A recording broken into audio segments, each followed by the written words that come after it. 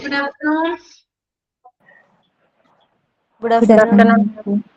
Good afternoon, ma'am. Good afternoon, Miss. Good afternoon.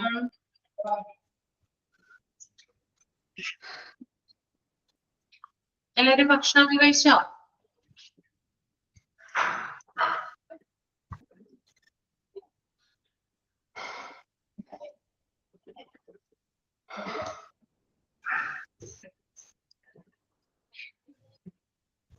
Abdul Samad mute ചെയ്യട്ടോ.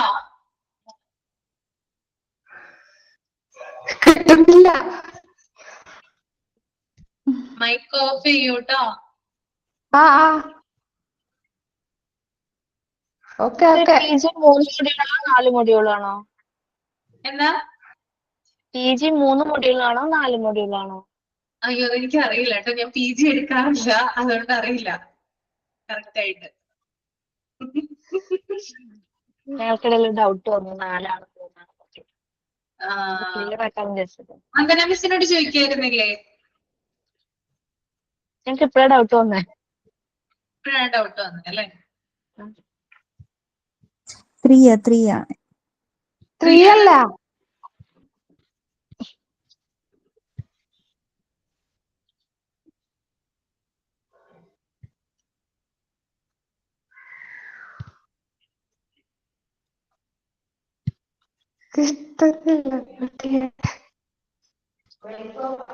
Okay, അപ്പൊ നമുക്ക് തുടങ്ങാം അല്ലേ? റേഞ്ചില്ല മാഡം.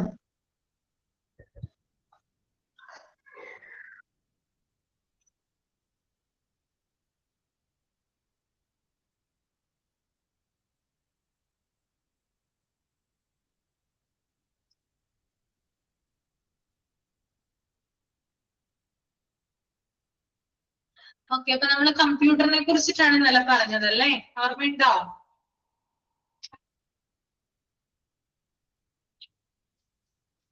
കമ്പ്യൂട്ടർ സ്റ്റാർട്ട് ചെയ്തായിരുന്നു അല്ലേ? യെസ്. അപ്പൊ ഫണ്ടമെന്റൽസ് ഓഫ് കമ്പ്യൂട്ടർ കുറച്ച് പറഞ്ഞുള്ളൂ. കമ്പ്യൂട്ടർ എന്ന് പറയുന്നത് ഒരു ഇലക്ട്രോണിക് എക്യുപ്മെന്റ് ആണ്. അവിടെ ഡിജിറ്റൽ ഡാറ്റ എന്ത് ചെയ്യുന്നു? സ്റ്റോർ ചെയ്യുന്നു, പ്രോസസ് ചെയ്യുന്നു. പ്രോസസ് മീൻസ് സംഭരിക്കുന്നു കേട്ടോ. ഓക്കെ, അത് സ്റ്റോർ ആ ഒരു മീനിങ് തന്നെയാണ് വരുന്നത്. പിന്നെ അതില് എന്താ പറയാ, ഹാർഡ്വെയർ കമ്പോണൻസും ഉണ്ട്, സോഫ്റ്റ്വെയർ കമ്പോണൻസും ഉണ്ട്. ഇത് രണ്ടും കൂടി ചേർന്നിട്ടാണ് കമ്പ്യൂട്ടറിന്റെ പ്രവർത്തനങ്ങൾ നടത്തുന്നത്. പിന്നെ അതുപോലെ തന്നെ the fundamental component of a computer consist of a central processing unit. കമ്പ്യൂട്ടറിന് ഒരു എന്താ പറയാ, ഒരു ഫണ്ടമെന്റൽ കമ്പോണന്റ് എന്ന് പറഞ്ഞാൽ അതിനകത്തുള്ളത് സെൻട്രൽ പ്രോസസിംഗ് യൂണിറ്റ് അഥവാ CPU ആണ് കേട്ടോ. CPU നമുക്ക് പിന്നെ അതുപോലെ തന്നെ മെമ്മറി ഉണ്ട്, ഇൻപുട്ട് ഔട്ട്പുട്ട് ഡിവൈസ് ഉണ്ട്, സ്റ്റോറേജ് ഡിവൈസ് ഉണ്ട്. CPU അഥവാ സെൻട്രൽ പ്രോസസിംഗ് യൂണിറ്റിനെ നമുക്ക് കമ്പ്യൂട്ടറിന്റെ ബ്രെയിൻ എന്ന് വിശേഷിപ്പിക്കാം. വീഡിയോ കാണുന്നില്ലേ? സെക്കൻഡ്.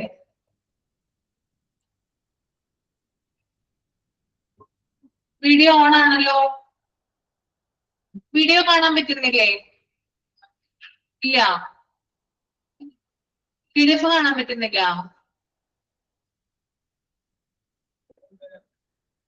ഓക്കെ, ഒരു സെക്കൻഡ്.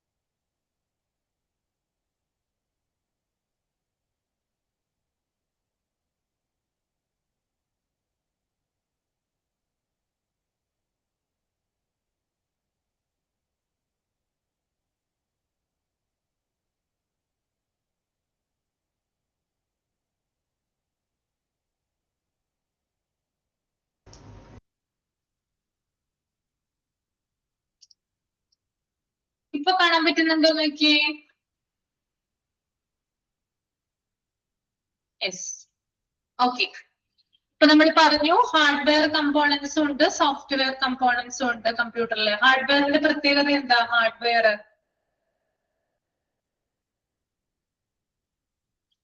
എന്താ?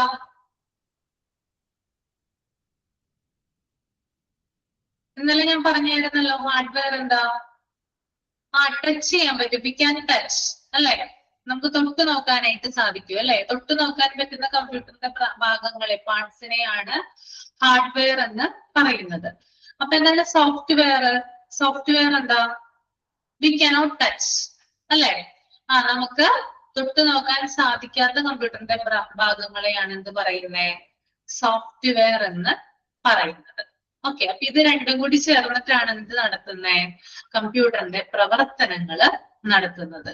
പിന്നെ അതുപോലെ തന്നെ കമ്പ്യൂട്ടറിന്റെ ഫണ്ടമെന്റൽ ആയിട്ടുള്ള ഒരു പാർട്ട് ഉണ്ട്, അതിന്റെ പേരാണ് സെൻട്രൽ പ്രോസസിംഗ് യൂണിറ്റ് അഥവാ CPU എന്ന് പറയുന്നത്. പിന്നെ മെമ്മറി ഉണ്ട്, ഇൻപുട്ട് ഔട്ട്പുട്ട് ഡിവൈസസ് ഉണ്ട്, സ്റ്റോറേജ് ഡിവൈസസ് ഉണ്ട്. അപ്പൊ ഇത്രയും ഡിവൈസസ് ഒക്കെയാണ് പ്രധാനമായിട്ടും കമ്പ്യൂട്ടറിനുള്ളത്. The CPU is said to be the brain of the computer. കമ്പ്യൂട്ടറിന്റെ തലച്ചോർ എന്ന് പറയുന്നത് CPU ആണ്. ഓക്കെ, ചെറിയ ക്ലാസ്സിലൊക്കെ പഠിച്ചിട്ടുണ്ടല്ലോ. കമ്പ്യൂട്ടറിന്റെ തലച്ചോർ അഥവാ ബ്രെയിൻ എന്ന് പറയുന്നത് സെൻട്രൽ പ്രോസസിംഗ് യൂണിറ്റ് അഥവാ CPU ആണ്. അതെന്താ ചെയ്യുന്നത്? Responsible for carrying out instructions and performing calculations. അതായത് ഇൻസ്ട്രക്ഷൻസ് ക്യാരി ചെയ്യുന്നതും അതുപോലെ തന്നെ കാൽക്കുലേഷൻസ് പെർഫോം ചെയ്യുന്നതും CPUവിന്റെ സഹായത്തോട് കൂടിയിട്ടാണ്. പിന്നെ memory stores data and instructions and performs calculation. Memory എന്താ ചെയ്യുന്നേ? ഡാറ്റയും നിർദ്ദേശങ്ങളും താൽക്കാലികമായിട്ട് സ്റ്റോർ ചെയ്ത് വെക്കുന്നു. ആരാണ്? മെമ്മറി. ഓക്കെ. അപ്പോ ഡാറ്റയും അതുപോലെ തന്നെ ഇൻസ്ട്രക്ഷൻസും ഒക്കെ താൽക്കാലികമായിട്ട് സ്റ്റോർ ചെയ്ത് വെക്കുന്നത് എവിടെയാണ്? മെമ്മറിയാണ്. കാൽക്കുലേഷൻസ് ഒക്കെ പെർഫോം ചെയ്യുന്നതും മെമ്മറിയുടെ അടിസ്ഥാനത്തിലാണ് കേട്ടോ. Then memory stores data and instruction that the CPU requires to access quickly. അതുപോലെ തന്നെ CPUവിന്റെ പ്രവർത്തനങ്ങൾക്ക് ആവശ്യമായിട്ടുള്ള നിർദ്ദേശങ്ങൾ കൊടുക്കുന്ന സംവിധാനമാണെന്ത്? മെമ്മറി എന്ന് പറയുന്നത്. ഓക്കെ. പിന്നെ input output devices make the user able to interact with the computer.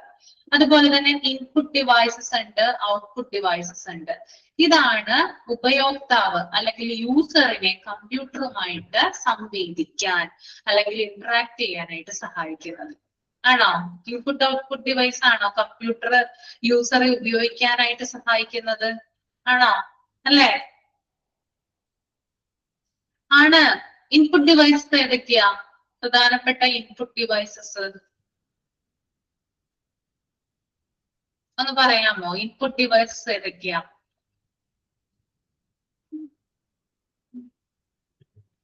Keyboard input devices ആണ് അല്ലെ? മൗസ് ഇൻപുട്ട് ഡിവൈസ് ആണ്. സ്കാനർ ഇൻപുട്ട് ഡിവൈസ് അല്ലേ? സ്കാനർ ആണോ? അതായത് നമ്മൾ ഡാറ്റാസ് അകത്തേക്ക് കൊടുക്കുന്നത് ഇതിന്റെയൊക്കെ സഹായത്തോട് കൂടിയിട്ടാണ് അല്ലെ?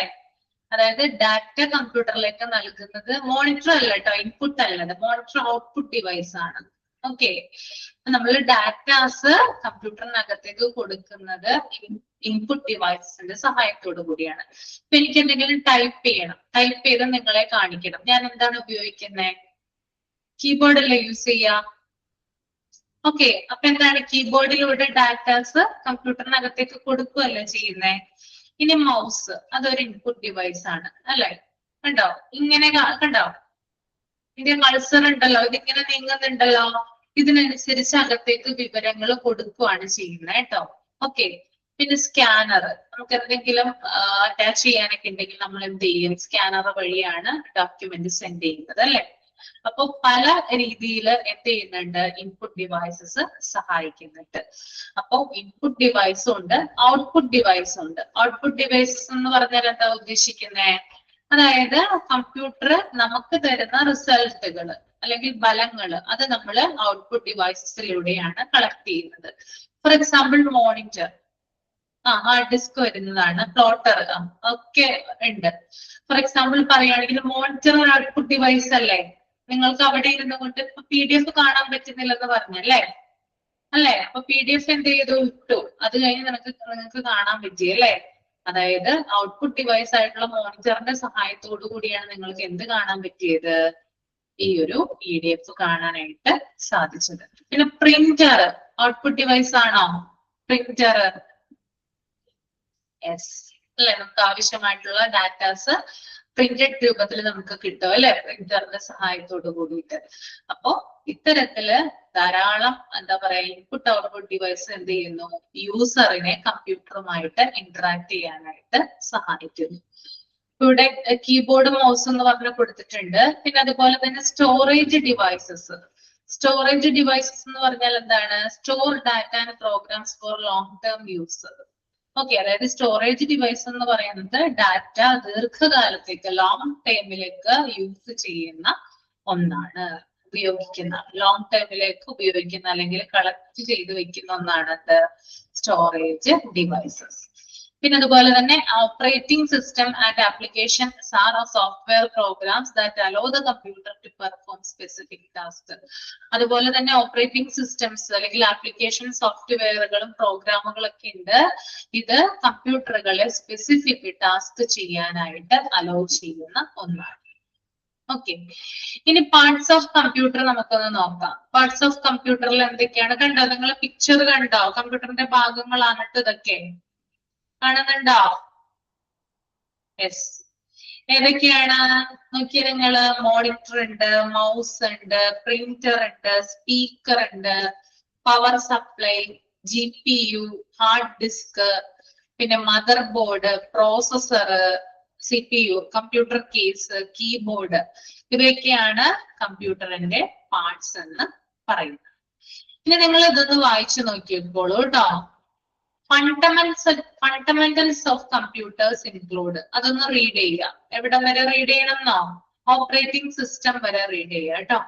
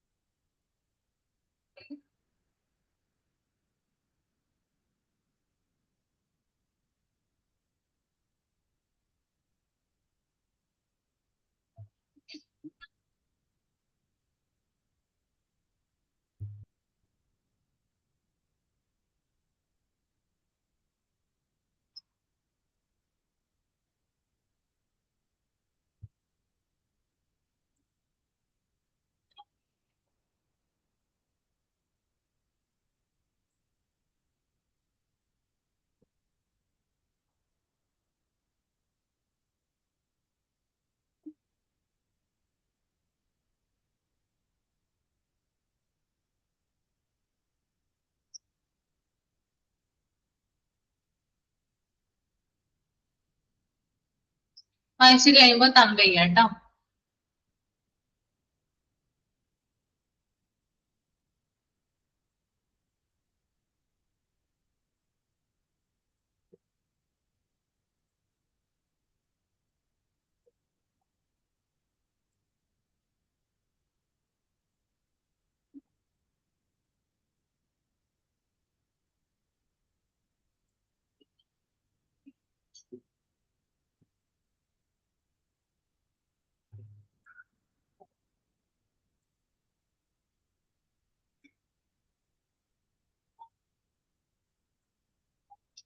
ഓക്കെ, നമുക്ക് നോക്കാം. Fundamentals of computer include hardware. നേരത്തെ പറഞ്ഞതാണ് നമ്മൾ അല്ലെ ഹാർഡ്വെയറിനെ കുറിച്ച്. Hardware, physical components of a computer like the central processing unit, CPU, memory, storage device, input output device and motherboard. അതായത് നമുക്ക് കമ്പ്യൂട്ടറിന്റെ ഭൗതികമായിട്ടുള്ള കമ്പോണൻസ് അല്ലെങ്കിൽ ഭാഗങ്ങളെയാണ്, ഇത് തൊട്ടു നോക്കാൻ പറ്റുന്ന ഭാഗങ്ങളെയാണ് ഹാർഡ്വെയർ എന്ന് പറയുന്നത്. സെൻട്രൽ പ്രോസസിംഗ് യൂണിറ്റ് ഉണ്ട്, മെമ്മറി ഉണ്ട്, സ്റ്റോറേജ് ഡിവൈസ് ഉണ്ട്, ഇൻപുട്ട് ഔട്ട്പുട്ട് ഡിവൈസ് ഉണ്ട്, മദർ ബോർഡ് ഉണ്ട്. ഇതിനൊക്കെ എന്ത് ചെയ്യാൻ പറ്റും? നമുക്ക് ടച്ച് ചെയ്യാനായിട്ട് സാധിക്കും. ഇനി അടുത്തത് സോഫ്റ്റ്വെയർ ആണ് കേട്ടോ. സോഫ്റ്റ്വെയർ എന്താണെന്ന് നമുക്ക് നോക്കാം. Programs and operating systems that make the computer able to perform tasks. This consists of system software, example Windows, Mac OS, Linux and application software. Example word processors, web browsers, games. ഒരു second കേട്ടോ.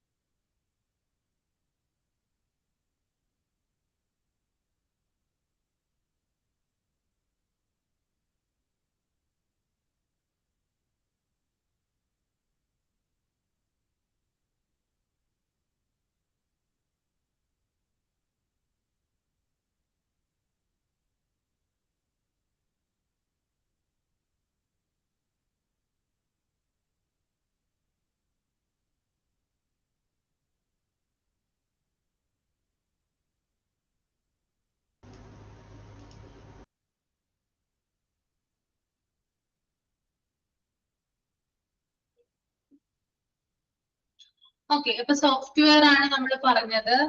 Software എന്ന് പറഞ്ഞാല് കമ്പ്യൂട്ടറിന് ചില ടാസ്കുകൾ ചെയ്യാൻ ആവശ്യമായിട്ടുള്ള പ്രോഗ്രാംസിനെയും operating സിസ്റ്റത്തിനെയാണ് software എന്ന് പറയുന്നത്. സോഫ്റ്റ്വെയറിൽ പ്രധാനമായിട്ടും സിസ്റ്റം സോഫ്റ്റ്വെയറും ആപ്ലിക്കേഷൻ സോഫ്റ്റ്വെയറും ആണുള്ളത്. സിസ്റ്റം സോഫ്റ്റ്വെയറിന് ഉദാഹരണമാണ് വിൻഡോസ്, മാക് OS, ലിനക്സ്. അതുപോലെ തന്നെ ആപ്ലിക്കേഷൻ സോഫ്റ്റ്വെയറിന് ഉദാഹരണമാണ് വേർഡ് പ്രോസസേഴ്സ്, വെബ് ബ്രൗസേഴ്സ്, ഗെയിമുകൾ. എന്താണ് ഈ സിസ്റ്റം സോഫ്റ്റ്വെയറിന്റെയും ആപ്ലിക്കേഷൻ സോഫ്റ്റ്വെയറിന്റെ വ്യത്യാസം എന്നറിയാൻ സാധിക്കും? അറിയാമോ? എന്താണ് ആപ്ലിക്കേഷൻ സോഫ്റ്റ്വെയറും സിസ്റ്റം സോഫ്റ്റ്വെയറും തമ്മിലുള്ള ഡിഫറൻസ്? ആർക്കെങ്കിലും പറയാമോ? What is the difference between application software and system software? Najwa, comment ചെയ്യാമോ? മെസ്സേജ് ചെയ്യാമോ? Any idea?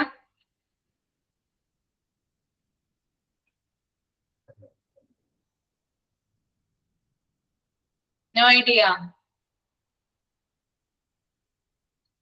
രണ്ട് തമ്മിൽ വ്യത്യാസമുണ്ട് കേട്ടോ. സിസ്റ്റം സോഫ്റ്റ്വെയർ എന്ന് പറഞ്ഞാല് ഒരു കമ്പ്യൂട്ടറിന്റെ ഏറ്റവും അടിസ്ഥാനപരമായിട്ടുള്ള പ്രവർത്തനങ്ങളെ നിയന്ത്രിക്കുന്നത് സിസ്റ്റം സോഫ്റ്റ്വെയർ ആണ്. ഒരു കമ്പ്യൂട്ടറിന്റെ ഏറ്റവും അടിസ്ഥാനപരമായിട്ടുള്ള പ്രവർത്തനങ്ങളെ നിയന്ത്രിക്കുന്നത് സിസ്റ്റം സോഫ്റ്റ്വെയർ ആണ്. ഒരു സിസ്റ്റം സോഫ്റ്റ്വെയർ ഉണ്ടെങ്കിലേ ഒരു കമ്പ്യൂട്ടറിന് വർക്ക് ചെയ്യാനായിട്ട് സാധിക്കും. ഓക്കെ, ഒരു സിസ്റ്റം സോഫ്റ്റ്വെയർ ഉണ്ടെങ്കിൽ മാത്രമാണ് ഒരു കമ്പ്യൂട്ടറിന് പ്രവർത്തിക്കാനായിട്ട് പറ്റും. ഓക്കെ, പിന്നെ ഔട്ട്പുട്ട് ഡിവൈസസിനെയും ഇൻപുട്ട് ഡിവൈസസിനെയും ഡിറ്റക്ട് ചെയ്യുകയും അതിനെ നിയന്ത്രിക്കുന്നതും സിസ്റ്റം സോഫ്റ്റ്വെയർ ആണ്. ഓക്കെ, അപ്പൊ എന്താണ് അടുത്ത പ്രത്യേകത? ഇൻപുട്ട് ഡിവൈസസിനെയും ഔട്ട്പുട്ട് ഡിവൈസസിനെയും ഡിറ്റക്ട് ചെയ്യുകയും അതിനെ നിയന്ത്രിക്കുന്നതും സിസ്റ്റം സോഫ്റ്റ്വെയർ ആണ്. ഓക്കെ, മൈക്രോസോഫ്റ്റിലാണ് ഉപയോഗിക്കുന്നത്, ശരിയാണ്. പിന്നെ ഫോർ എക്സാമ്പിൾ പറയുവാണെങ്കിൽ ഏതൊക്കെയാണ്? വിൻഡോസ്, മാക് OS, ലിനക്സ്, ഇതൊക്കെയാണ് സിസ്റ്റം സോഫ്റ്റ്വെയറിന്റെ എക്സാമ്പിൾ ആയിട്ട് വരുന്നത്. പിന്നെ ഒരു കമ്പ്യൂട്ടർ ഓൺ ആകുന്നത് മുതൽ ഓഫ് ആകുന്നത് വരെ കമ്പ്യൂട്ടർ വർക്ക് ചെയ്യുന്നത് ഇതിന്റെ സഹായത്തോട് കൂടിയിട്ടാണ്, സിസ്റ്റം സോഫ്റ്റ്വെയറിന്റെ സഹായത്തോട് കൂടിയിട്ടാണ്. മനസ്സിലായോ? സിസ്റ്റം സോഫ്റ്റ്വെയർ എന്താണ്? ഒരു സിസ്റ്റം സോഫ്റ്റ്വെയർ അല്ലെങ്കിൽ എന്ത് പ്രവർത്തിക്കില്ല? കമ്പ്യൂട്ടർ പ്രവർത്തിക്കില്ല. അപ്പൊ എന്താണ് ആപ്ലിക്കേഷൻ സോഫ്റ്റ്വെയർ? എന്തായിരിക്കും ആപ്ലിക്കേഷൻ സോഫ്റ്റ്വെയർ? അപ്പോ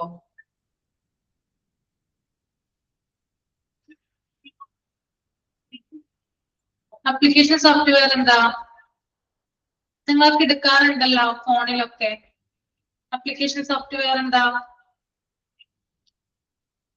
അതായത് ഒരു പ്രത്യേക ടാസ്ക് ചെയ്യാൻ വേണ്ടിയിട്ട്, പ്രത്യേക പർപ്പസിന് വേണ്ടിയിട്ട് ഇൻസ്റ്റാൾ ചെയ്യുന്ന സോഫ്റ്റ്വെയർ ആണെന്ത്? Application software. ഒരു പ്രത്യേക തരം ടാസ്ക് ചെയ്യുന്നതിന് വേണ്ടിയിട്ട് അല്ലെങ്കിൽ ഒരു പ്രത്യേക പർപ്പസിന് വേണ്ടിയിട്ട് നമ്മൾ ഇൻസ്റ്റാൾ ചെയ്യുന്ന സോഫ്റ്റ്വെയർ തന്നെയാണ് ആപ്ലിക്കേഷൻ സോഫ്റ്റ്വെയർ എന്ന് പറയുന്നത്. ഫോർ എക്സാമ്പിൾ പറയുകയാണെങ്കിൽ ഫോട്ടോഷോപ്പ് ഒരു ആപ്ലിക്കേഷൻ സോഫ്റ്റ്വെയർ ആണ്. ഫോട്ടോഷോപ്പ് എന്തിനാണ് നമ്മൾ ഇൻസ്റ്റാൾ ചെയ്യുന്നത്? ഫോട്ടോഷോപ്പ് എന്തിനാ ഇൻസ്റ്റാൾ ചെയ്യുന്നത്? അതും അറിയില്ല. എന്തിനാ ഇൻസ്റ്റാൾ ചെയ്യുന്നത്? ഫോട്ടോസ് എഡിറ്റ് ചെയ്യാൻ വേണ്ടിയിട്ടല്ലേ? അപ്പൊ വേറൊരു ആപ്ലിക്കേഷൻ സോഫ്റ്റ്വെയർ ഞാൻ പറയാം. MS word, Microsoft word. എന്തിനാണ് നമ്മൾ ഇൻസ്റ്റാൾ ചെയ്യുന്നത്? MS വേർഡ് ഇൻസ്റ്റാൾ ചെയ്യുന്നത് എന്തിനാ? വേർഡ് ടൈപ്പ് ചെയ്യാൻ വേണ്ടിയിട്ടല്ലേ? ആണോ? വേർഡ് ടൈപ്പ് ചെയ്യാൻ വേണ്ടിയിട്ടാണോ? യെസ്. അപ്പോ വേർഡ്സ് ടൈപ്പ് ചെയ്യാനായിട്ടാണ് നമ്മൾ എന്ത് ചെയ്യുന്നത്? ആപ്ലിക്കേഷൻ, ഈ ഒരു MS വേർഡ് എന്ന് പറയുന്ന ആപ്ലിക്കേഷൻ സോഫ്റ്റ്വെയർ ഇൻസ്റ്റാൾ ചെയ്യുന്നത്. അപ്പോ യൂസേഴ്സിന്റെ ആവശ്യത്തിനനുസരിച്ചിട്ടാണ് ആപ്ലിക്കേഷൻ സോഫ്റ്റ്വെയർ ഉപയോഗിക്കുന്നത്. കേട്ടോ? അതായത് യൂസേഴ്സിന്റെ ആവശ്യത്തിനനുസരിച്ചിട്ടാണ് എന്ത് ഉപയോഗിക്കുന്നത്? ആപ്ലിക്കേഷൻ സോഫ്റ്റ്വെയർ ഉപയോഗിക്കുന്നത്. ഉപയോഗത്തിനായിട്ട് ഓപ്പൺ ചെയ്യുകയും ഉപയോഗശേഷം ക്ലോസ് ചെയ്യുകയും ചെയ്യുന്നത് ആപ്ലിക്കേഷൻ സോഫ്റ്റ്വെയറിന്റെ മറ്റൊരു പ്രത്യേകതയാണ്. ഫോർ എക്സാമ്പിൾ പറയാം, word processors, web browsers, games, ഇതൊക്കെ എന്താണ്? ആപ്ലിക്കേഷൻ സോഫ്റ്റ്വെയറിന് എക്സാമ്പിൾ ആയിട്ട് വരുന്നതാണ്. ക്ലിയർ ആണോ? രണ്ടും തമ്മിലുള്ള വ്യത്യാസം മനസ്സിലായോ? യെസ്. ഇനി അടുത്തത് നമുക്ക് നോക്കാം, central processing unit. The brain of the computer that carries out instructions, performs calculations and control data processing. CPU എന്താ ചെയ്യുന്നത് ഇവിടെ? CPU ചെയ്യുന്നത് എന്താ? ബ്രെയിൻ ഓഫ് ദ കമ്പ്യൂട്ടർ എന്നാണ് CPU അറിയപ്പെടുന്നത് അല്ലെ? എന്താ ചെയ്യുന്നേ?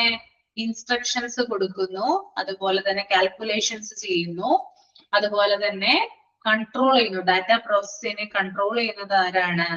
അത് CPU ആണ്. അപ്പോ CPUവിനെ വിശേഷിപ്പിക്കുന്നത് കമ്പ്യൂട്ടറിന്റെ ബ്രെയിൻ എന്നാണ്. മാത്രമല്ല എന്താണ്?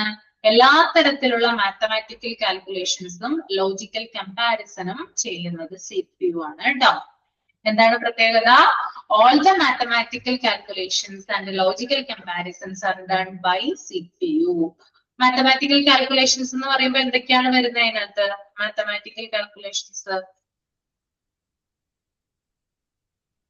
എന്തൊക്കെ മാത്തമാറ്റിക്കൽ കാൽക്കുലേഷൻസ് ആണ് CPU ചെയ്യുന്നത്? നമ്മൾ കമ്പ്യൂട്ടറിൽ ചെയ്യുന്ന മാത്തമാറ്റിക്കൽ കാൽക്കുലേഷൻസ് എന്തൊക്കെയാ? അഡീഷൻ ചെയ്യും, സബ്സ്ട്രാക്ഷൻ ചെയ്യും, മൾട്ടിപ്ലിക്കേഷൻ ചെയ്യും, ഡിവിഷൻ ചെയ്യും അല്ലെ? ഇത്തരത്തിലുള്ള കാര്യങ്ങൾ ചെയ്യുന്നത് എന്തിന്റെ സഹായത്തോട് കൂടിയിട്ടാണ്? CPUവിന്റെ സഹായത്തോട് കൂടിയിട്ടാണ്. അപ്പോ കാൽക്കുലേഷൻസ് ചെയ്യും, അതുപോലെ തന്നെ കമ്പാരിസൺസ് ചെയ്യാറുണ്ട്. For example less than, greater than, equal to പോലുള്ള ഓപ്പറേഷൻസിന്, അതായത് രണ്ട് കാര്യങ്ങൾ തമ്മിൽ കമ്പയർ ചെയ്യുന്നതിന് വേണ്ടിയിട്ടുള്ള ഓപ്പറേഷൻസിനൊക്കെ എന്ത് ചെയ്യുന്നുണ്ട്? CPU ആണ് ഫങ്ഷൻ ചെയ്യുന്നത്. ഓക്കെ, അപ്പൊ കമ്പ്യൂട്ടറിന്റെ എല്ലാ പാർട്ടുകളെയും നിയന്ത്രിക്കുന്ന ഒരു സംവിധാനമാണിത് CPU എന്ന് പറയുന്നത്. ക്ലിയർ ആണോ CPU?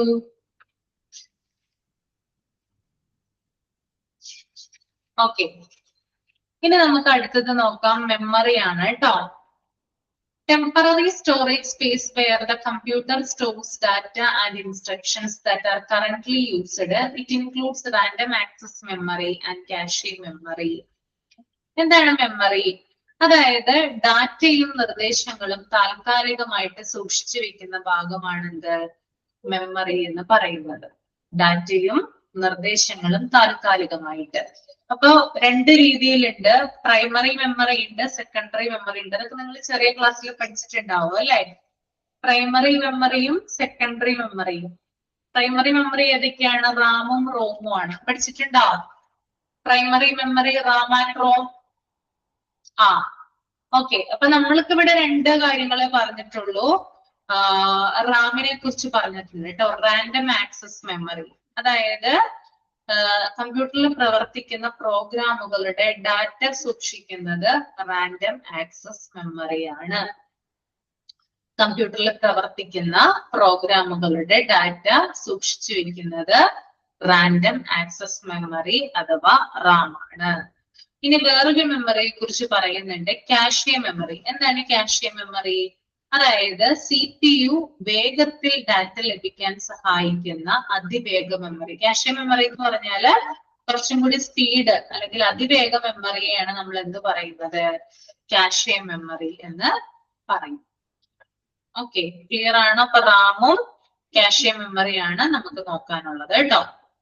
ക്ലിയർ അല്ലേ? ഇതുവരെയുള്ള ഭാഗങ്ങൾ നിങ്ങൾക്ക് ഓക്കെ ആണോ? ഹാർഡ്വെയർ പറഞ്ഞു, സോഫ്റ്റ്വെയർ പറഞ്ഞു, സെൻട്രൽ പ്രോസസിംഗ് യൂണിറ്റ് പറഞ്ഞു, മെമ്മറി പറഞ്ഞു. ഇനി അടുത്തതാണ് സ്റ്റോറേജ് കേട്ടോ. സ്റ്റോറേജ് എന്താണ് നമുക്ക് നോക്കാം. Storage device, example hard disk drives, solid state drives used to store data, programs and operating system even when the computer is power off. അതായത് സ്റ്റോറേജ് എന്ന് പറയുന്നത് ഡാറ്റാസ്, പ്രോഗ്രാമുകള്, ഓപ്പറേറ്റിംഗ് സിസ്റ്റം എന്നിവ ദീർഘകാലത്തേക്ക് സൂക്ഷിക്കുന്ന സ്ഥിരമായിട്ടുള്ള സംവിധാനങ്ങളാണ്. ഓക്കെ, അപ്പോ സ്റ്റോറേജ് എന്ന് പറഞ്ഞാൽ എന്താണ്? ഡാറ്റകള്, അതുപോലെ തന്നെ പ്രോഗ്രാംസ്, ഓപ്പറേറ്റിംഗ് സിസ്റ്റംസ് എന്നിവ ദീർഘകാലത്തേക്ക് സൂക്ഷിക്കുന്ന സ്ഥിരമായിട്ടുള്ള എന്താണ് ഒരു സംവിധാനത്തെയാണ് നമ്മൾ എന്ത് പറയുന്നത്? കുറെ ലോങ് ടൈമിനായിട്ട് യൂസ് ചെയ്യുന്നതാണ് എന്ത്? സ്റ്റോറേജ് എന്ന് പറയുന്നത്. എക്സാമ്പിൾ ഇവിടെ കൊടുത്തിട്ടുണ്ട്, ഹാർഡ് ഡിസ്ക്, അതുപോലെ ഹാർഡ് ഡിസ്ക് ഡ്രൈവ് കൊടുത്തിട്ടുണ്ട്, സോളിഡ് സ്റ്റേറ്റ് ഡ്രൈവ്. ഇത് രണ്ടുമാണ് സ്റ്റോറേജിന് എക്സാമ്പിൾ ആയിട്ട് വരുന്നത്. ഇതിന്റെ പ്രധാനപ്പെട്ട സവിശേഷത എന്ന് പറയുന്നത് ഡാറ്റ, അതായത് കമ്പ്യൂട്ടർ നമ്മൾ ഓഫ് ചെയ്താലും ഡാറ്റ നഷ്ടപ്പെടില്ല. കമ്പ്യൂട്ടർ ഓഫ് ചെയ്താലും എന്ത് പറ്റില്ല? ഡാറ്റാസ് നഷ്ടപ്പെടില്ല. അതാണ് സ്റ്റോറേജ് സംവിധാനത്തിന്റെ പ്രത്യേകത. ഓക്കെ, ഇനി അടുത്തത് ഇൻപുട്ട് ഔട്ട്പുട്ട് ഡിവൈസ് ആണ്. ഇൻപുട്ട് ഔട്ട്പുട്ട് ഡിവൈസ് എന്ന് പറയാൻ നമ്മൾ നേരത്തെ പറഞ്ഞു, these are devices used to interact with the computer like keyboard, mouse, monitors, printers and scanners. എന്താണ്?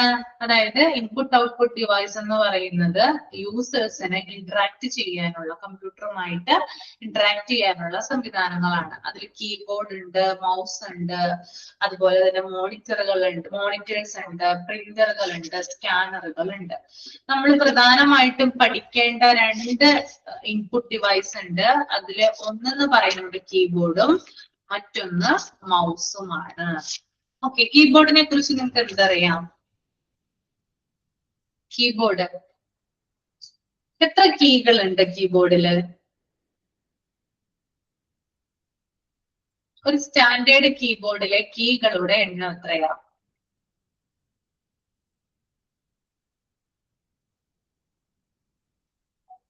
ഒരു സ്റ്റാൻഡേർഡ് കീബോർഡിലെ കീകളുടെ എണ്ണം ശ്രദ്ധിച്ചിട്ടുണ്ടോ? എണ്ണി നോക്കിയിട്ടില്ല? ഒരു ഊഹം പറയാമോ? ഒന്ന് ഗസ് ചെയ്യാമോ? 56 അല്ല കേട്ടോ.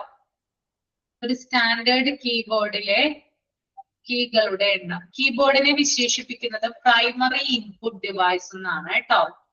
ഇൻപുട്ട് ഡിവൈസിലെ പ്രൈമറി അല്ലെങ്കിൽ ഒന്നാം സ്ഥാനത്ത് നിൽക്കുന്ന ഒന്നാണ് എന്ത്? കീബോർഡ് എന്ന് പറയുന്നത്. കീബോർഡ് കണ്ടുപിടിച്ച ആളുടെ പേര് ക്രിസ്റ്റഫർ ഷോൾസ് ആണ്. കേട്ടിട്ടുണ്ടോ? Christopher shawls? ഇല്ല. ഓക്കെ, ഒരു കീബോർഡിലെ, ഒരു സ്റ്റാൻഡേർഡ് കീബോർഡിലെ കീകളുടെ എണ്ണം എന്ന് പറഞ്ഞാൽ 104 ആണ്. 104 കേട്ടിട്ടുണ്ട് സംഖ്യ എവിടെയെങ്കിലും? 104 കീകളാണ് ഒരു സ്റ്റാൻഡേർഡ് കീബോർഡിൽ ഉള്ളത് കേട്ടോ. ഓക്കെ, അതില് A to Z വരെയും 0 to 9 വരെയുമുള്ള കീബോർഡുകളെ പറയുന്ന പേരെന്താണെന്ന് അറിയാമോ? Alpha numeric keys. കേട്ടിട്ടുണ്ടോ? ഇല്ല, അതും കേട്ടിട്ടില്ല. കേട്ടിട്ടുണ്ട്. A to Z വരെയും 0 to 9 വരെയുള്ള കീകളെ പറയുന്ന പേരാണ് ആൽഫ ന്യൂമറിക് കീസ്. അപ്പൊ ഫങ്ഷണൽ കീസ് ഏതൊക്കെയാണ് കീബോർഡിന്റെ? ഫങ്ഷണൽ കീസ് അത് നിങ്ങൾ കണ്ടിട്ടുണ്ടാവും. ഫങ്ഷണൽ കീസ് എന്ന് പറഞ്ഞാൽ 12 എണ്ണമാണ് കേട്ടോ ഉള്ളത്. ഫങ്ഷണൽ കീ എത്ര എണ്ണമാണ്? 12 എണ്ണമാണ് ഉള്ളത്. For example F1, F2, F3 എന്ന് പറഞ്ഞ കീകൾ കണ്ടിട്ടുണ്ടോ നിങ്ങള്? F1, F2, F3 അതിനെയാണ് ഫങ്ഷണൽ കീസ് എന്ന് പറയുന്നത്. പിന്നെ അതുപോലെ തന്നെ മോഡിഫയർ കീസ് ഉണ്ട് കീബോർഡില്. മോഡിഫയർ കീസ് എന്ന് പറഞ്ഞാൽ എന്താണ്? ആൾട്ട്, കൺട്രോള്, ഷിഫ്റ്റ് തുടങ്ങിയ കീകളെയാണ് നമ്മൾ എന്ത് പറയാ? മോഡിഫയർ കീസ് എന്ന് പറയാം. പിന്നെ ടൂഗിൾ കീസ് ഉണ്ട്. ടൂഗിൾ കീസ് എന്ന് പറഞ്ഞാൽ എന്താണ്? ക്യാപ്സ് ലോക്ക്, നമ്പർ ലോക്ക് അങ്ങനെയുള്ള കീകളെയാണ് എന്ത്? ടൂഗിൾ കീസ് എന്ന് പറയാം. പിന്നെ നാവിഗേഷണൽ കീസ് ഉണ്ട്. നാവിഗേഷണൽ കീസ് എന്ന് പറഞ്ഞാൽ എന്താണ്? 4 ആരോസ് ഉള്ളതാണ് കേട്ടോ. For example page up, page down എന്ന് പറയുന്ന കീസ് ഒക്കെ ഇതിനകത്ത് ഉണ്ടാകും. 4 ആരോസ് ഉള്ളതാണ് കേട്ടോ. അതിനെയാണ് നാവിഗേഷണൽ കീസ് എന്ന് പറയുന്നത്. ഓക്കെ, അപ്പൊ ഇത്രയും മനസ്സിലായോ കീബോർഡിനെ കുറിച്ച്? അപ്പൊ ആരെങ്കിലും ചോദിച്ചു കഴിഞ്ഞാൽ ഇനി മനസ്സിലാവില്ലേ നിങ്ങൾക്ക്? എത്ര കീകളാണുള്ളത്? 104 കീകളാണ് ഒരു സ്റ്റാൻഡേർഡ് കീബോർഡിലെ എണ്ണം എന്ന് പറയുന്നത് കേട്ടോ. ഓക്കെ, ഇനി മൗസിനെ കുറിച്ച് പറയുവാണെങ്കിൽ കുറെയൊന്നുമില്ല. മൗസ് കണ്ടുപിടിച്ചത് ഡഗ്ലസ് ബർട്ട് എന്ന് പറയുന്ന വ്യക്തിയാണ്. ഡഗ്ലസ് ബർട്ട് എന്ന് പറയുന്ന വ്യക്തിയാണ് മൗസ് കണ്ടുപിടിച്ചത്. മൗസ് ക്രിയേറ്റ് ചെയ്ത അല്ലെങ്കിൽ മൗസ് രൂപീകരിച്ച കമ്പനി എന്ന് പറയുന്നത് സിറോസ്പാർക്ക് എന്ന് പറയുന്ന കമ്പനിയാണ് മൗസ് ആദ്യമായിട്ട് നിർമ്മിച്ചത്. പക്ഷെ അത് വിപണിയിൽ എത്തിച്ചത് സിറോസ്പാർക്ക് അല്ല, ആപ്പിൾ എന്ന് പറയുന്ന കമ്പനിയാണ് അത് വിപണിയിൽ എത്തിച്ചത്. ഓക്കെ, അത്രയും അറിഞ്ഞിരുന്നാൽ മതി കേട്ടോ. അപ്പോ നമ്മൾ പ്രധാനമായിട്ടും കീബോർഡിനെ കുറിച്ച് നമ്മൾ പറഞ്ഞു, മൗസിനെ കുറിച്ച് നമ്മൾ പറഞ്ഞു. പിന്നെ മറ്റു പ്രധാനപ്പെട്ടതാണ് എന്താണ്? കീബോർഡും മൗസും കൂടാതെ സ്കാനർ ഇമ്പോർട്ടന്റ് ആയിട്ടുള്ള ഒരു ഇൻപുട്ട് ഡിവൈസ് ആണ്. പിന്നെ എന്താ പറയാ, മോണിറ്റർ, പ്രിന്റർ, ഇതൊക്കെ സ്പീക്കർ, ഇതൊക്കെ എന്താണ്? ഔട്ട്പുട്ട് ഡിവൈസിൽ വരുന്നതാണ് കേട്ടോ. ഓക്കെ, ക്ലിയർ ആണല്ലോ?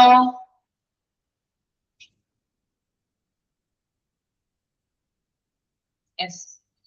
ഇനി അടുത്തത് നമുക്ക് നോക്കാം ഓപ്പറേറ്റിംഗ് സിസ്റ്റം ആണ് കേട്ടോ. OS, software that controls computer resources, controls hardware devices and provides a user interface for interacting with the computer.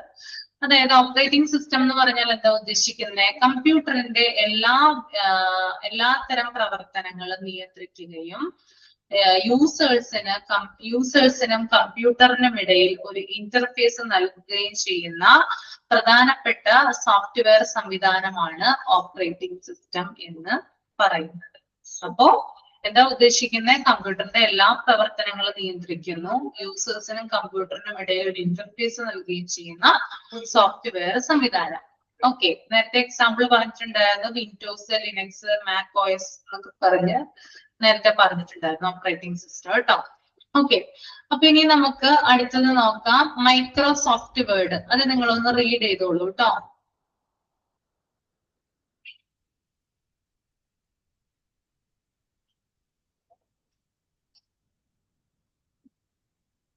Microsoft Word read ചെയ്യാം.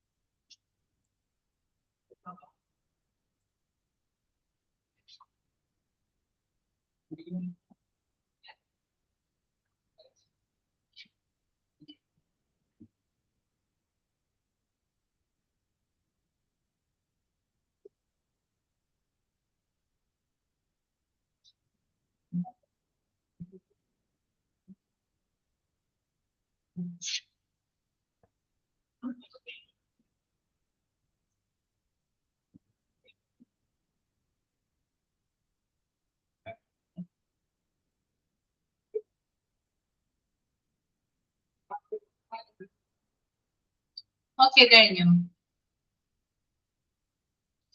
ഓക്കെ, അപ്പൊ മൈക്രോസോഫ്റ്റ് വേർഡ് അറിയാലോ നിങ്ങൾക്ക്. മൈക്രോസോഫ്റ്റ് വേർഡ് ഉപയോഗിച്ചിട്ടുണ്ടല്ലോ. Yes. Microsoft Word is widely used for word processing software developed by Microsoft. It permits users to create, edit, format, and save documents for different purposes like writing reports, letters, resumes, and more. Here are some important features and functionalities of Microsoft Word. Microsoft word എന്ന് പറയുന്നത് ഒരു കൂടുതലായിട്ട് ഉപയോഗിക്കുന്ന ഒരു word processing software ആണ്. Microsoft എന്ന് പറയുന്ന കമ്പനിയാണ് ഇത് ഡെവലപ്പ് ചെയ്തത്. ഇത് യൂസേഴ്സിന് കൂടുതൽ എന്താ പറയാ ഡോക്യുമെന്റുകൾ ക്രിയേറ്റ് ചെയ്യാനും എഡിറ്റ് ചെയ്യാനും ഫോർമാറ്റ് ചെയ്യാനും സേവ് ചെയ്യാനും എന്ത് ചെയ്യുന്നുണ്ട്, സഹായിക്കുന്നുണ്ട്. അത് ചില എന്താണ് പറയാ റിപ്പോർട്ടുകൾ എഴുതാനും അതുപോലെ ലെറ്റേഴ്സ് ക്രിയേറ്റ് ചെയ്യാനും റെസ്യൂമീസ് ക്രിയേറ്റ് ചെയ്യാനും ഒക്കെ MS വേർഡ് എന്ന് പറയുന്ന സംവിധാനമാണ് യൂസേഴ്സ് ഉപയോഗിക്കുന്നത്. ഓക്കെ, മനസ്സിലായല്ലോ നിങ്ങൾക്ക്. MS വേർഡ് എടുത്തിട്ടില്ലേ? ചെറിയ ക്ലാസ്സിലൊക്കെ പഠിച്ചിട്ടുണ്ടാവും അല്ലെ? MS വേർഡിൽ കുറെ കാര്യങ്ങൾ ചെയ്തിട്ടുണ്ട് അല്ലെ? എന്തൊക്കെ കാര്യങ്ങളാണ് MS വേർഡിൽ ചെയ്തിട്ടുള്ളത്?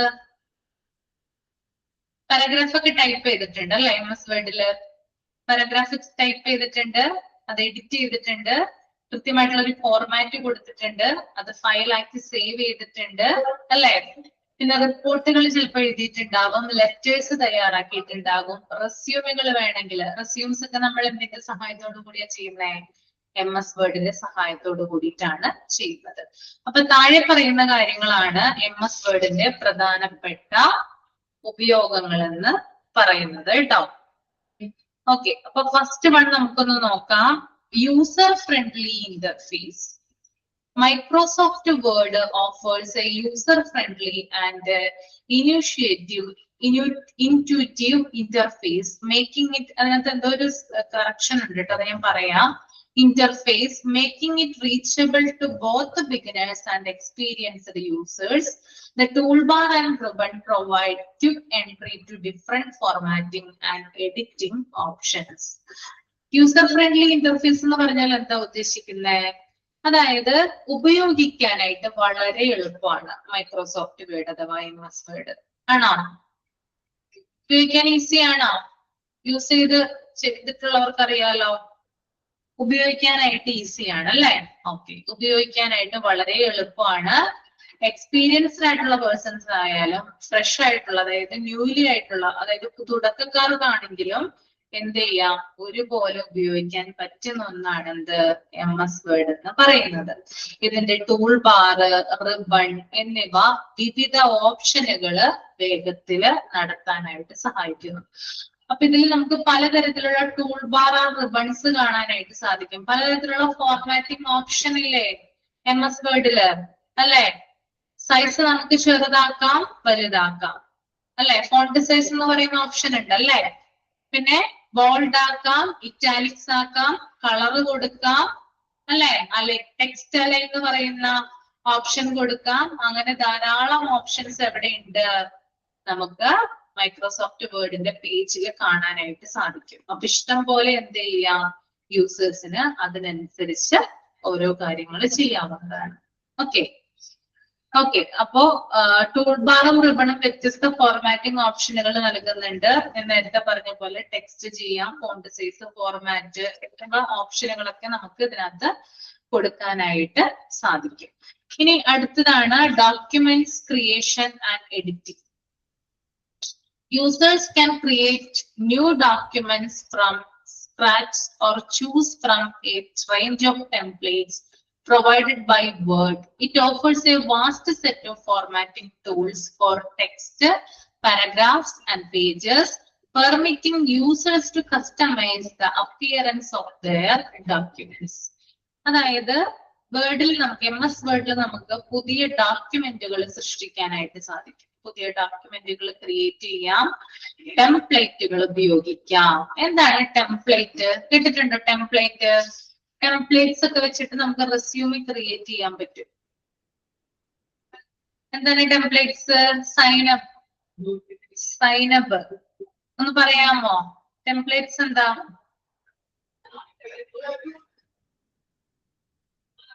മോഡൽ ആണ് അല്ലെ? ഫയൽസ് എന്ന് പറയാം നമുക്ക്. അതായത് ഡോക്യുമെന്റ്സ് തയ്യാറാക്കാനായിട്ട് മികച്ച രീതിയിൽ നമ്മളെ സഹായിക്കുന്ന ഫയൽസിനെയാണ് എന്ത് പറയുന്നത്? ടെംപ്ലേറ്റ്സ് എന്ന് പറയുന്നത്. ഓക്കെ, അപ്പൊ നമുക്ക് ഡോക്യുമെന്റുകൾ പലതരത്തിലുള്ള ഫയൽസ് ഒക്കെ ക്രിയേറ്റ് ചെയ്യുന്നതിന് വേണ്ടിയിട്ട്, റെസ്യൂമെ പോലുള്ള കാര്യങ്ങൾ, ലെറ്റർ പോലുള്ള കാര്യങ്ങളൊക്കെ ക്രിയേറ്റ് ചെയ്യുന്നതിന് വേണ്ടിയിട്ട് എന്ത് ചെയ്യാം?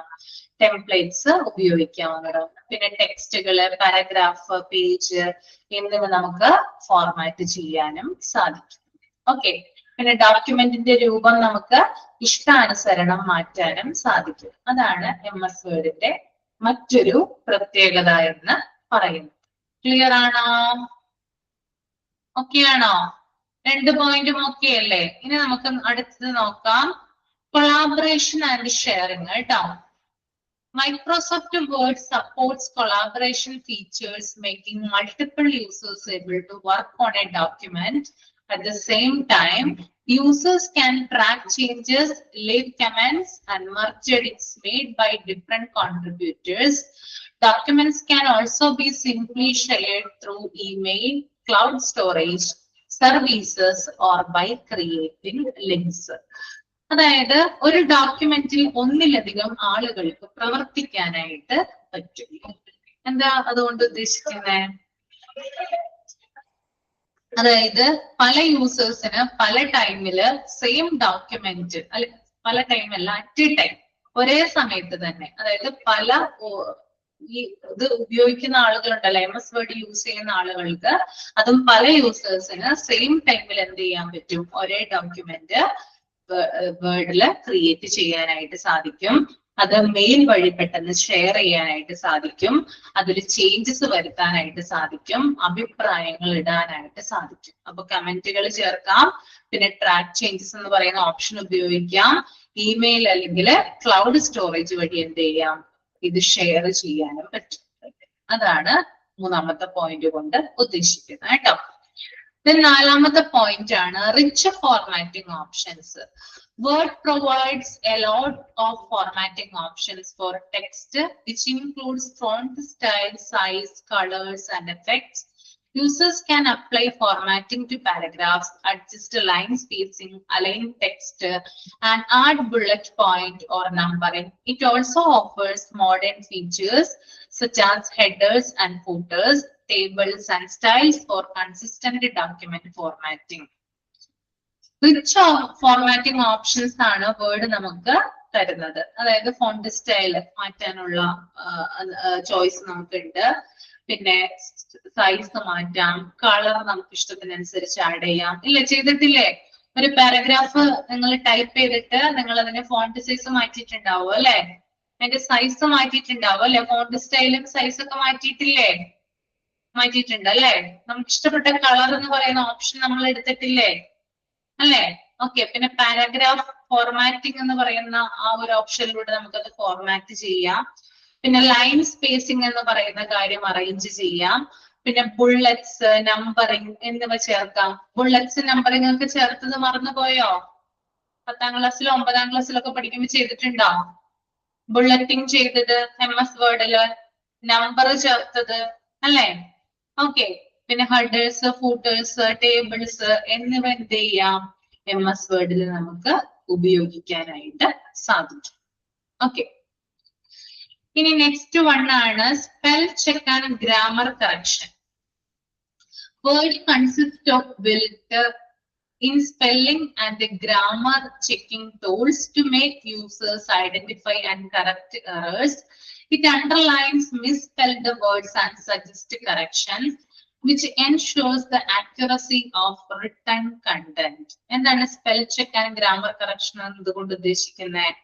അതായത് MS വേർഡിലൂടെ നമ്മൾ എന്തെങ്കിലും പാരാഗ്രാഫുകളോ കാര്യങ്ങളോ കൊടുത്തു കഴിഞ്ഞാൽ തെറ്റായിട്ടുള്ള സ്പെല്ലിംഗ് ആണെങ്കിൽ അത് സ്പെല്ലിംഗ് നമ്മൾക്ക് കറക്റ്റ് ചെയ്ത് കാണിക്കുന്നുണ്ട് അല്ലെ? സ്പെല്ലിംഗ് തെറ്റുണ്ടെങ്കിൽ താഴെയായിട്ട് അണ്ടർലൈൻ വരില്ലേ റെഡ് കളറിലെ? ഓർമ്മയുണ്ടോ? യെസ്. പിന്നെ ഗ്രാമർ എന്തെങ്കിലും മിസ്റ്റേക്കുകൾ ഉണ്ടെങ്കിൽ അതിന്റെ എററുകൾ ഉണ്ടെങ്കിൽ അത് ചൂണ്ടിക്കാണിക്കും. പിന്നെ അതിനനുസരിച്ച് ശരിയായിട്ടുള്ള നിർദ്ദേശങ്ങൾ നൽകും. പിന്നെ നമ്മൾ ടൈപ്പ് ചെയ്ത പാരാഗ്രാഫിന്റെ കൃത്യത, അതിന്റെ ആക്യുറസി ഡെവലപ്പ് ചെയ്യാനായിട്ട് സഹായിക്കും. അങ്ങനെ കുറെ അധികം ബെനിഫിറ്റ്സ് എന്തിനുണ്ട്? ഈ ഒരു MS വേർഡിന് ഉണ്ട്. ഓക്കെ, നെക്സ്റ്റ് നോക്കാം. Inserting and manipulating objects. Users can insert different objects into their documents like images, shapes, charts, and tables. Word permits resizing, positioning, and the formatting of these objects, making it easy to improve the visual appeal of documents. എന്താ ഉദ്ദേശിക്കുന്നത്? അതായത് നമുക്ക് MS വേർഡില് paragraph type ചെയ്യുന്നതിനോടൊപ്പം image ചേർക്കാനായിട്ട് പറ്റും. ചിത്രങ്ങൾ add ചെയ്യാൻ പറ്റില്ലേ? Pictures ചേർക്കാൻ പറ്റുമോ?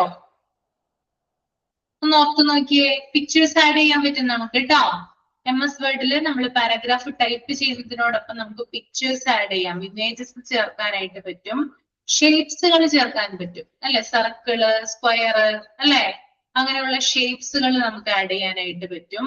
ചാർട്ടുകള്, ടേബിളുകൾ എന്നിവ നമുക്ക് ഉൾപ്പെടുത്താനായിട്ട് സാധിക്കും. പിന്നെ ഒബ്ജക്റ്റുകളുടെ സൈസ് മാറ്റാനും അതിന്റെ സ്ഥാനം, അതിന്റെ ലൊക്കേഷൻ അറേഞ്ച് ചെയ്യാനും സാധിക്കും. ഡോക്യുമെന്റിന്റെ ഭംഗി വർദ്ധിപ്പിക്കാനും സാധിക്കും. ഓക്കെ, അപ്പോ ഇൻസർട്ടിങ് ആൻഡ് മാനിപ്പുലേറ്റിംഗ് ഒബ്ജക്ട്സ് എന്ന് പറയുമ്പോൾ ധാരാളം കാര്യങ്ങൾ എന്ത് ചെയ്യാം? നമുക്ക് ആഡ് ചെയ്യാനായിട്ട് പറ്റും. ഓക്കെ, അപ്പോ ഇത്രയും മതി. ഞാൻ മൈക്ക് ഓൺ ചെയ്യാം. എന്തെങ്കിലും ഡൗട്ട് ഉണ്ടെങ്കിൽ ചോദിച്ചോളൂ കേട്ടോ.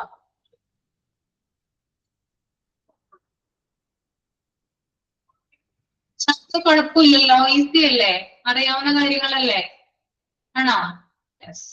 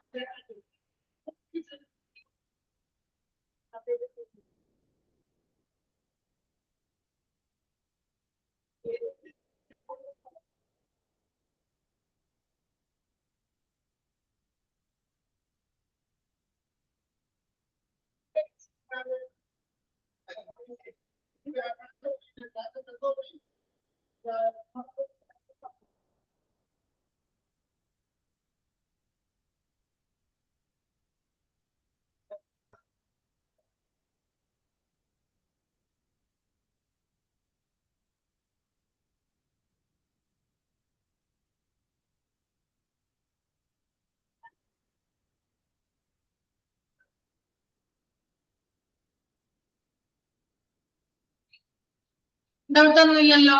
ഓക്കെ അല്ലേ? അപ്പൊ നമുക്ക് വൈൻഡപ്പ് ചെയ്യാം കേട്ടോ. അടുത്ത ആഴ്ച കാണാം, നെക്സ്റ്റ് വീക്ക് കാണാം കേട്ടോ. Bye. Thank you ma'am. Thank you. Thank you, ma'am.